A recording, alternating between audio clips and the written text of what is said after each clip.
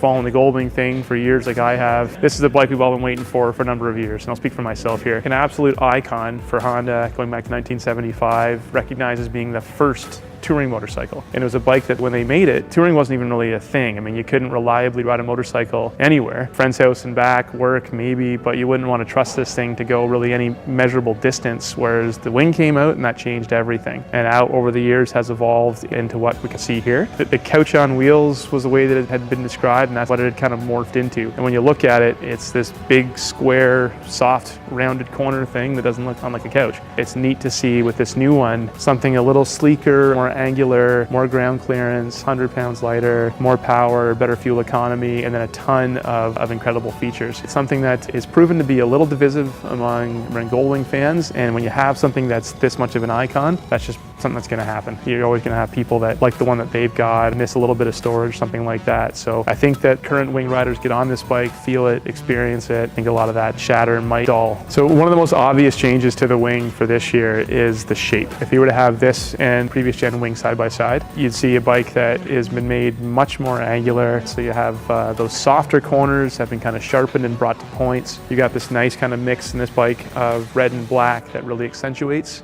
some of those changes. You know, some of the Goldwing fans are going to say that this one has lost some storage volume, which is true. Yesterday we were playing with it and tried to fit 2 full face helmets in the top case, which you always could in a Wing, and it's close, but unfortunately for an extra large helmet and a medium helmet, they wouldn't fit. You've lost a little bit of side storage on this bike as well. That would be one of the big things that we're hearing some negatives on. They've also made the fuel tank a little smaller, so you've gone from 25 down to I think about 20 liters. Those are definitely negatives. However, to sacrifice a few things like that, you now have a bike that is almost 100 pounds lighter than the previous model. A bike that's got improved cornering clearance, a bike that just looks better. Comparison's been made between an ST 1300 and this one. I think that's a fair comparison. I mean, this one looks physically smaller. It feels smaller when we push these bikes around here enough to know, and even when you get on this bike, it has a sensation of standing itself up. And the horizontally opposed 6, I mean, it's always been great low center of gravity, but this thing especially just feels so much lighter. From a personal perspective, I'm okay sacrificing a little bit of trunk volume if it means I got a bike that looks good. I've never really looked over my shoulder at a Wing and admired it. This one certainly, from any angle, it looks good, and this thing could be mistaken almost for a sport touring. I'm really anxious to actually get to ride this motorcycle because a previous Wing, when I got on them, I always felt 10 years older. I never felt cool in a Wing before. To get on this one, I'm expecting a different experience. So a really important aspect of these bikes, the transmissions. A couple of important things to note is not only are there now transmission options, so you have the choice of a 7-speed DCT, or it's now a 6-speed manual. And Wings, since the beginning of time, or 1975, where they've always been 5-speeds. And some of these touring icons, the Yamaha FJR would be another example of that. Held on to that 5-speed box for a long, long time, mostly because that's what customers kind of demanded.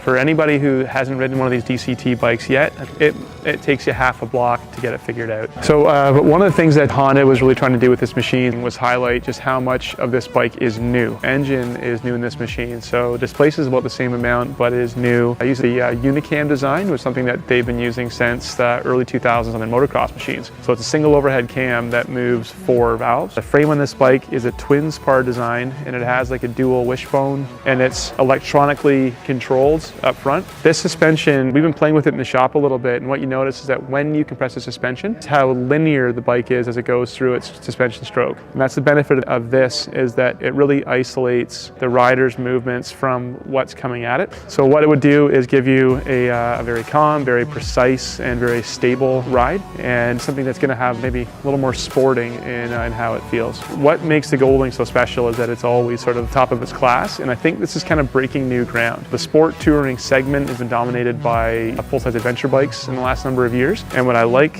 is to see a bit of a return to sport touring, but this is kind of, I don't know, touring sport, if that makes any sense. So it's big, full-size touring machine that really focuses on rider experience, on how it feels going through a corner, and kind of the excitement and the joy of actual riding it. Not just focusing on how much can it carry, how far can it go, but what is the experience, how you feel when you're on the bike. Get a few miles on it this summer, and we'll certainly follow up in the spring with another one of these to let you guys know how we feel, and by then the internet will be full of all kinds of accolades, I'm sure, and controversy, but we're looking forward to all of that.